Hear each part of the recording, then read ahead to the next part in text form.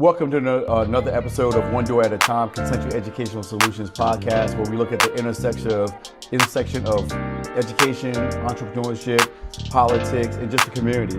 Today, live from CIAA in Charm City, I have the unbelievable opportunity to have District Councilman Mark Conway from District number 4. Thank you so much for coming on the podcast. We've had some conversations, but it's just amazing about the things that are going on for the City Council, the energy that you're bringing, your initiatives, things that you're passionate about. So I always start off by saying is that, what is your journey? Like, a lot of people think City Council, councilmen, like, how do they get there? What intrigues them to really motivate them to be part of the City Council? So share about your journey. Yeah, well, so first, I'm a kid from the South Bronx. You're from the Bronx? I'm from the Bronx, from the Boogie Down. Grew up in the Bronx, and my parents are both retired corrections officers now, but wow. I came to Maryland for college. Okay. My parents didn't graduate from college, and so it was a big deal. Maryland, I went to University of Maryland, but Maryland was the last school that I visited. When my parents figured out that I was going to college, we visited schools up and down the East Coast. Okay. And Maryland was the very last one that I visited. And it must have been the perfect day. It was sunny, trees were out, squirrels were out, girls were out. It was it. And I fell in love with Maryland, and that's where I decided to go. That's what brought me to Maryland. I graduated with a degree in government politics and philosophy. I had no idea what I wanted to do initially. Really? And kind of latched on to government politics because I thought maybe I'd be a lawyer. I'm not a lawyer. Yeah, that's what I thought. Yeah. And so latched on to government politics and really began to understand how important government was in literally everything. Mm-hmm. The water you drink, the building you're in, any codes or instructions, it all starts with government and how we set up government.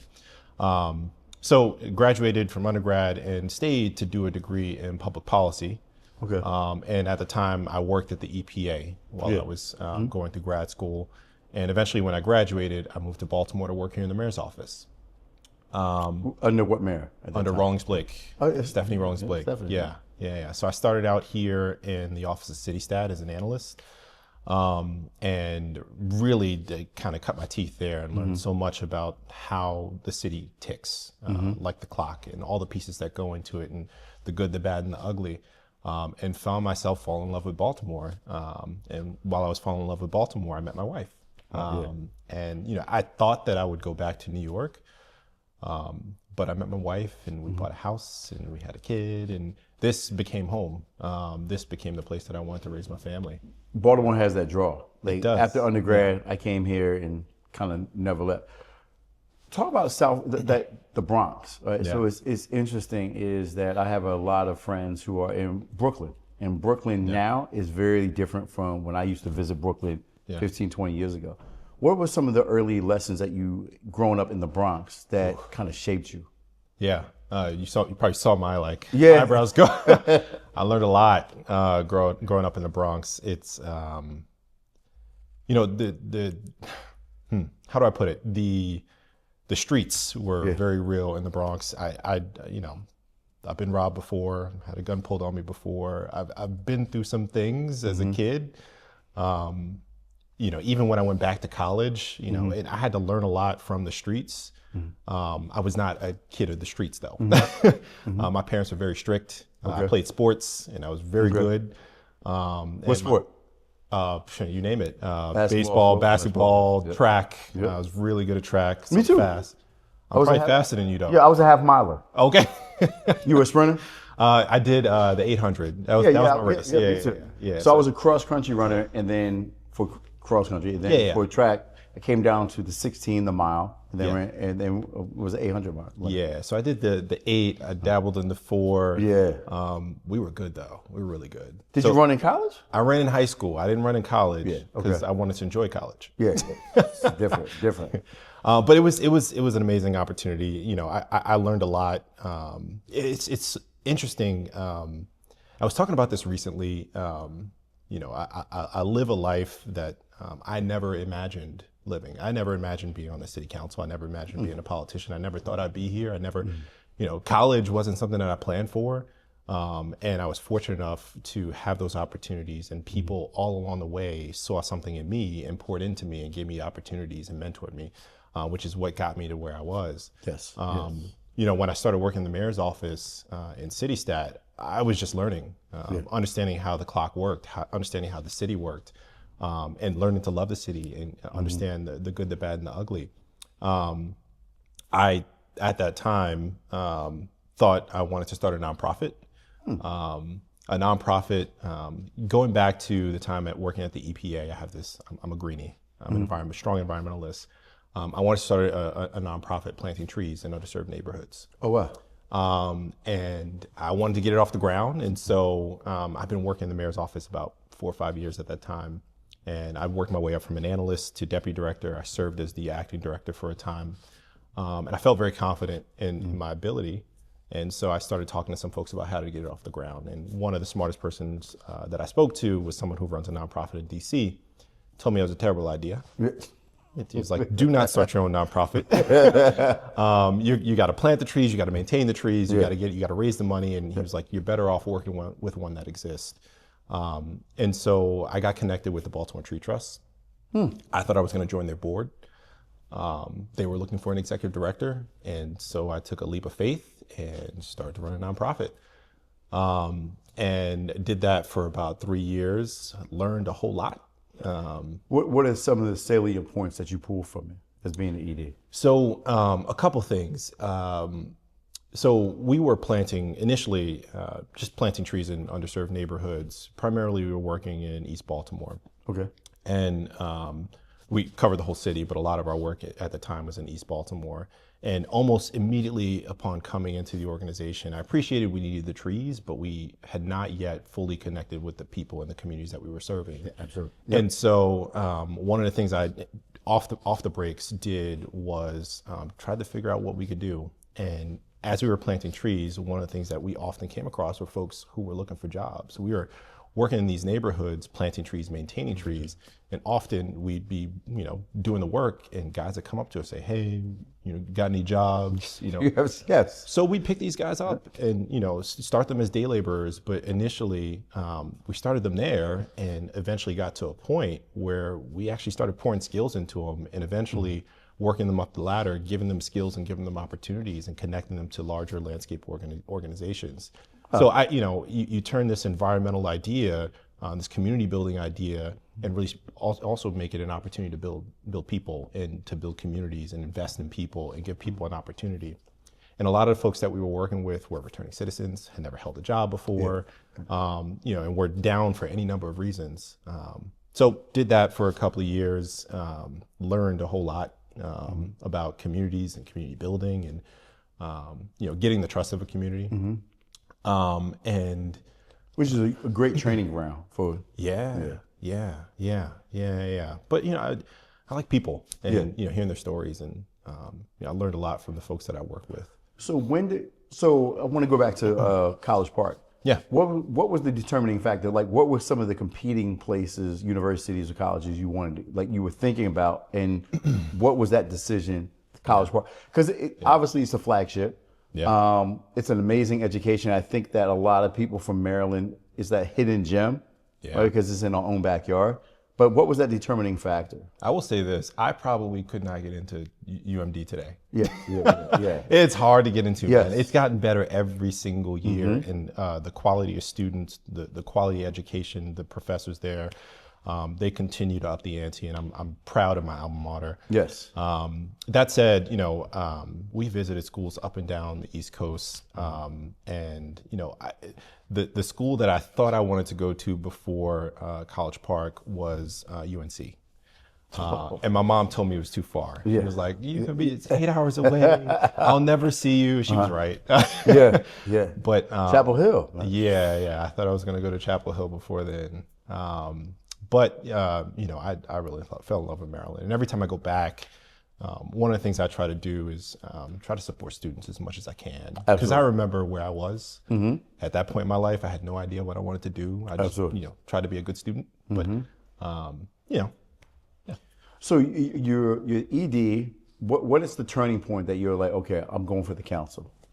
So interestingly, I was meeting with a friend who I'd worked with in the mayor's office, and we had just bought a house in the house we now live in Guilford, in North Baltimore.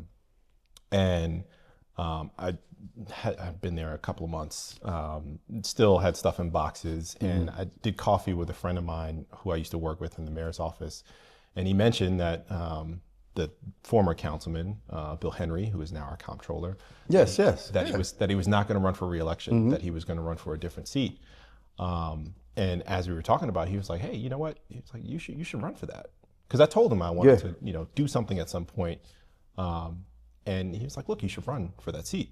And I was like, "Oh, I could." I never thought about it. I never thought about doing it. But I understand the city. I know exactly what I would want to work on. And I think I have a pretty unique perspective that could be valuable. And so I went to my wife and I was like, "I think I'm going to run for council." She was like, "You're crazy." Yes. She was like, "You're crazy." Mind you, I didn't tell the whole story. My wife was pregnant with our second child at the time. That's a huge commitment. So it may not have been the best time to do it. Yes. But yeah. Someone encouraged me. Believed in me enough that they thought that I'd be a decent candidate and hopefully a decent councilman now. What did you learn from the campaign trail? Well, a bunch of things. I would say you get to stress test a lot of the ideas that you have with people on doors. I knocked a lot of doors. I knocked every door in my district 3 times. Yes. And just, the conversations and the stories and the things that people actually cared about sometimes aligned exactly with what I was worried about and sometimes did not, and helped me sort of refocus and refine what was important in the bigger scheme. And how to frame my arguments and ideas and priorities and how to make it pretty short and to the point, because you're knocking thousands of doors. Yes. You got to get to the point. But yeah, stress testing ideas, stress testing approaches, values, and otherwise when you're on doors with people and people are coming out of their living room, open a door for you, and you're sweaty, and you want to have a conversation about a tough topic. There's an authenticity and a vulnerability. And so like in our work, it's really called one door at a time. It's not just the podcast, it's my theory of change, is that exchange, that authentic exchange, the vulnerability coming into someone's home, them opening up. And what we kind of see, and you probably experienced this on the campaign trail, is if you're authentic enough and open enough to listen to your constituents, they will tell you what they need and what they believe in if you want to listen. So often we think what our constituents want, as opposed to really asking them and authentically listening to them. And so like when you're knocking on those doors and you probably have the shoes to testify for it, all beat up and stuff like that, like they open up, there's a vulnerability. And I think the challenge is that when we hear that information and those stories, because I don't think we ever get away from those stories. We hold them deep inside of us. Are we going to do something about it? Do we have the urgency and the courage to do something with it? So no, I applaud that tactic, right? That you do that. So you get elected, right? What was your aha moment? I was like, that you were like, wow, I'm here. Was it what you expected? It absolutely not what I expected. And mostly because of the time period that I came in. If you remember, 2020, COVID hit. So in the last maybe 2 months of the campaign, we could no longer knock on doors. We could no longer directly interact with folks. And that persisted for the following 2 years. March 13th, like I think when the city officially kind of shut down. Right, and the initial primary was supposed to be in April. They ended up pushing it back to June, if I remember correctly. So that was tough, trying to finish a tight campaign. Now, mind you, I was a relatively unknown person in my district. I just moved there earlier in the year. I still had, critical things in boxes with my pregnant wife and 1.5-year-old child. It was a hot mess. You were going back to back. Oh yeah. It was messy. It was fully messy. That said, as all that was going down, I'm trying to run a campaign. I'm trying to connect with voters. I'm trying to, get my message out there in a field of 10 candidates. Oh, I didn't know that. Oh yeah, it was a very crowded race. Very crowded race. And some very credible candidates within that race. And so my opportunity was not guaranteed by any means. I had to work really, really hard. And I did, and ultimately prevailed. But I'll say when the work began, on the council, unfortunately the cohort that came in with me, we walked into a council that was virtual. Yes, sir. We did all of our meetings virtually. There were no halls at City Hall to walk. There was no one there. And you're leading the city virtually. We were leading the city virtually. So that was pretty challenging. I want to say for the first year and a half, we did not actually meet in City Hall. We could not talk to our peers unless it was a phone call or a scheduled meeting. And a lot of the sort of water cooler talk that you might expect that would happen in City Hall was just not available. I would say, even beyond the first 2 years, really the first term, it really kind of chopped everything up. And if you talk to anybody else who was on the council, especially members who were on before 2020, they'll corroborate exactly the same story. As we came in, it was different. It really kind of broke everything up. When do you think that you got your legs as a city councilman? Like when you were like, okay, you're an athlete, the game slows down. Yeah. And you're like, okay, I see it. Definitely not my first year. Yeah. First year, you're just like seeing the calendar. Yes. Seeing essentially how things, play out. I'm still learning a lot.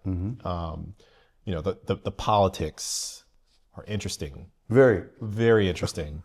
Policy to me is like math. If you do this plus this, you get this outcome. The politics, it's relationships, and yes, it's sometimes relationships that precede you.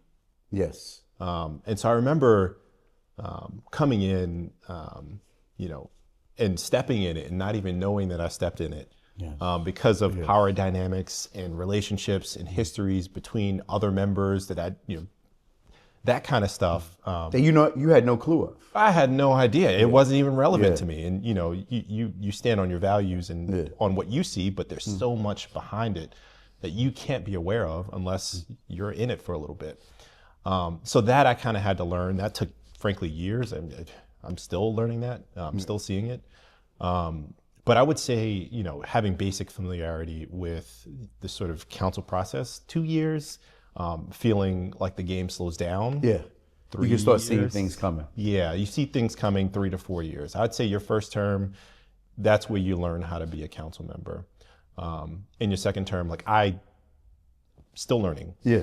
But I see things, I understand things, I understand the calendar, I understand the timeline, I understand the relationships. I am part of the relationships now. Yeah. I understand the powers, and so I'm seeing a lot of these things now.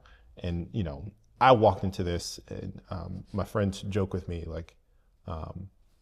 you've probably seen the movie Mr. Smith Goes to Washington. Yes. I am Mr. Smith. I walked in, I want to do good. I was like, look, this is a great idea. Let's do this. And everyone's like, no, Mark, not yet. That's not how it works. Yeah. And so you kind of have to get smacked around a little bit and maybe get hit with reality a couple of times. And I still get hit with reality. In fact, recently.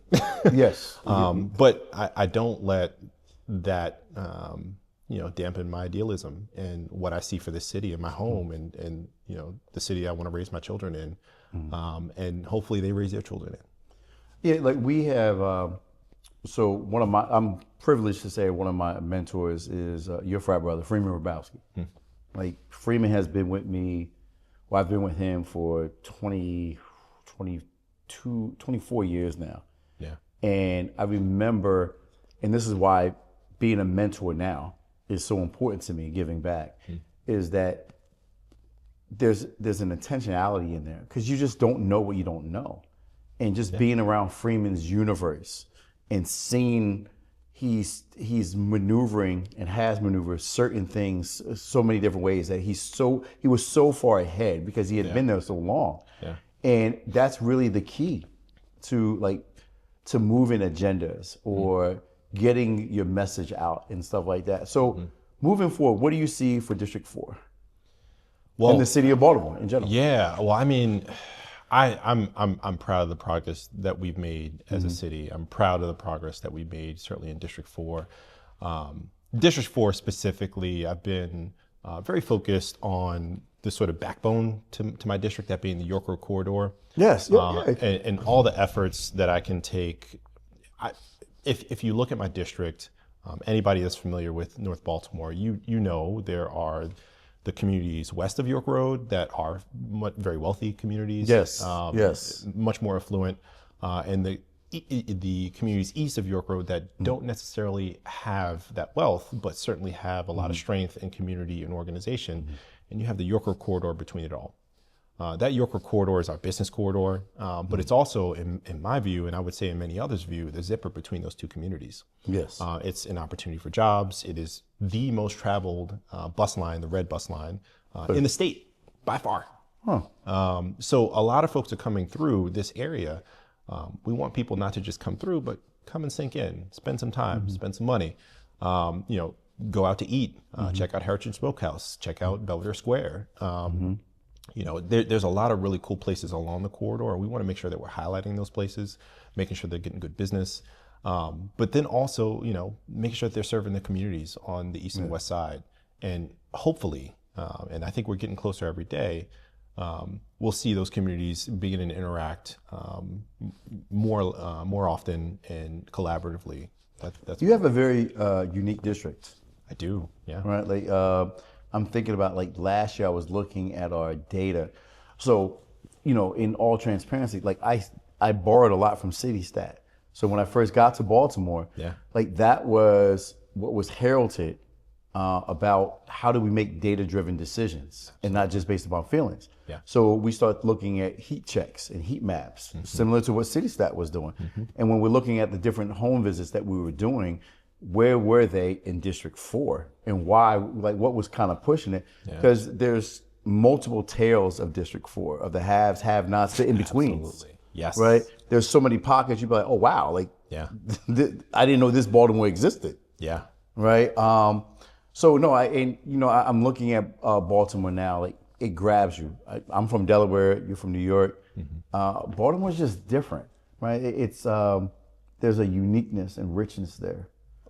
Baltimore is a city of neighborhoods. Yes. And what that means, and what I've lived in my time here, is you can be in one neighborhood where it is one way, and another neighborhood literally across the street that is totally different. Yes. Totally different experience. Yes. That is very unique. That is not the common experience in many other cities. And I think it's what gives us character. It's what gives us charm. And I think it's also a great opportunity for us. We should be pouring into that uniqueness and acknowledging it and uplifting it. But then also, supporting folks in neighborhoods where it's not necessarily an asset. Some of our neighborhoods don't have those assets and don't have those resources and need them and need to lean into a different identity. And they're literally across the street. Literally across the street. Like, so technically, I think I live in Bolton Hill, even though I identify with Reservoir Hill. But there's two tails of Bolton Hills, like across just Utah. And it's like, oh, are you on the left or right side of Utah? I'm like what's your orientation? But when you're in the area, if you're from Baltimore, and you're in the area, you know the difference. Yes. You definitely know the difference. Yes. And so I think those pieces, I think, are important when you're interacting, especially as a council member. To say you're on a given street may not necessarily mean anything unless you know what side you're on. And, absolutely, yes. And what you're dealing with respective to that. So, it's been, I've learned a lot. As a council member now, I get to see the city in a very unique perspective, and I get to see it from so many people's, so many different perspectives from the constituents that I work with and hear from and learn from. But that is exactly the experience. So I want to leave off on this, is that there's two big things amongst some other things, but let me take two tangible examples that I think you've been a big advocate of, support of, is around opioid. Right, the challenges there, and chronic absenteeism. Like, Juxtapose the two, if there is a correlation, and what you're championing about those two key issues. So with chronic absenteeism, we'll start there. I think the way I sort of see this is historically we as a city have, at a certain point, we separated the school system from the city. Yes. And in doing so, the city has very little control outside of providing funding over the city schools. So Baltimore City and Baltimore City Schools are separate entities. We give them money, and that's about our extent of influence and control. But we know that the young people that are in our schools and in our city, they don't really navigate the difference between at all. I mean, it doesn't matter to them. And in fact, constituents frequently, when they come to me, they talk about schools issues, of which I have no bearing or control over, but they don't know that. They expect us to fix it regardless. Yes, and so, they do. Yes. The question that I began asking myself is, what can the city do as partners with the school system in addressing any of the issues we have in the schools? And this is where the chronic absentee issue comes up. Chronic absenteeism is any instance where a student is missing 10% or more of schools. That's as little as 18 days. That can go by very easily. Yes. Now, the question is, why is that happening? There are any number of reasons why young people aren't coming to school. And so if we can dig into that data, not only can we figure out from the school system's perspective, whether it's better teachers, better activities at school or otherwise, we can think about things that should be happening in schools, but we can also think about what should be happening at the city level or at the state level, whether it's transit, whether it's housing, or whether it's any other social services for which the city already provides those services or has the ability to provide those services. If we can better coordinate those efforts with our school system, we can hopefully begin to solve those problems. And it's really the intersection of those data points, right? So we did 25,000 in-person home visits for city schools last year. 25,000. Wow. And nationwide, we did about 113. And so we have all this data that found, so transportation was an issue, right? Other health-related issues, competing entities, mental health and stuff like that. The number one issue, and this was not just germane to Baltimore City, this was, it crossed social economic barriers. Because post-pandemic, even affluent districts are battling with it, chronic absenteeism. The number one issue, when you peel back the layers and ask questions beyond the questions that students and families said why they weren't coming to school, is that they did not feel that there was enough loving and caring adults in the building. Number one, across social, economic, racial barriers. Interesting. That they would traverse and figure out ways to mitigate transportation, bad neighborhoods, violence, whatever the case may be, if there was enough loving and caring adults. If there's something to look forward to at that's it. Yeah. That was number one. And like we ran the data. We have, he's actually your frat brother, Dr. Ivory Tolson from Howard University.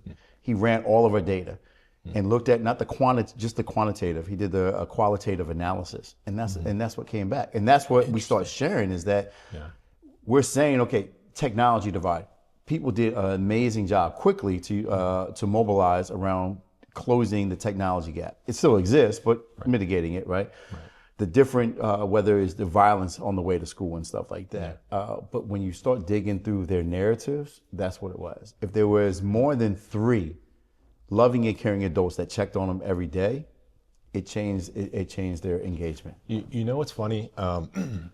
As you mentioned that, it makes me think about my experience as a child and what sports meant to me. Yeah. And it's not just the coaches, it's not just the teachers. Sometimes it's the other students and having a sense of community and having something to work toward and something that, I ran track, I played basketball, I played baseball, that we were working toward together and we wanted to improve upon together, and it was fun. And that's something to look forward to. And, the sense of community that a student can get in school when we provide those additional services, whether it's music, whether it's dance, whether it's sports, or whether it's chess club, it doesn't matter. It's something that kid is excited to go to school to do at some point. And it doesn't have to be reading math or science. Correct.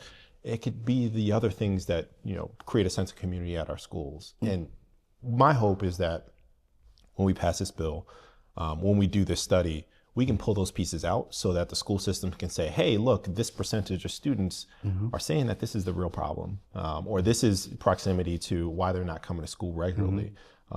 And we can handle these things. And Baltimore City, we need your help on these things: transit, housing, making sure that kids have clean clothes, whatever it may be. If we can have a strong sense of what those pieces are, I can prioritize that in the budget, and we can have those conversations with the mayor and the administration about how we prioritize those issues for our young people. There was a district we were working with outside of Detroit in Wayne County, and smaller district, only 5,000 students. What she did, she visited just like it was your approach as doing campaigning. You knock on every door, right? Yeah. We worked with the district. We knocked on every single family, right? 5,000 students. What came back was that they needed washer and dryers. They put the washer and dryer in every single school in her building and opened her buildings 7 days a week. It increased parent involvement. She created a literacy program based upon it. Like, it's not very complicated, right? It's really the willingness. One of the things I think about is I was a history major at Lincoln. Okay. Your frat brother, shout out to Alpha Phi Alpha. I got a lot of frat brothers out there. Yeah, I keep hiring them. But Dr. Wachuku, because Lincoln was such an intimate community. Yeah. And, I was going into my senior year. I don't know what I was doing the day before class. That's a different episode. But we were a small group. They came. I was missing a class. Yeah. There was 9 of us in that class. Dr. Wachuku and my 8 classmates came and knocked on my door and woke me up and took me to class, right? So it's like kind of really getting back to the basics. But, I want to thank you for taking your time. I just know how precious it is. And just, sharing what we're doing, your journey, and why you're passionate about it. I want to thank you, Councilman. Thank you for having me, man. I appreciate it. Absolutely. You're changing the narrative about alphas, so I appreciate it. I appreciate that. I want to thank you all for joining us for another episode of One Door at a Time. I'm your host, David Heiber. As always, you can catch everything on concentric.world. Until next time, see you later.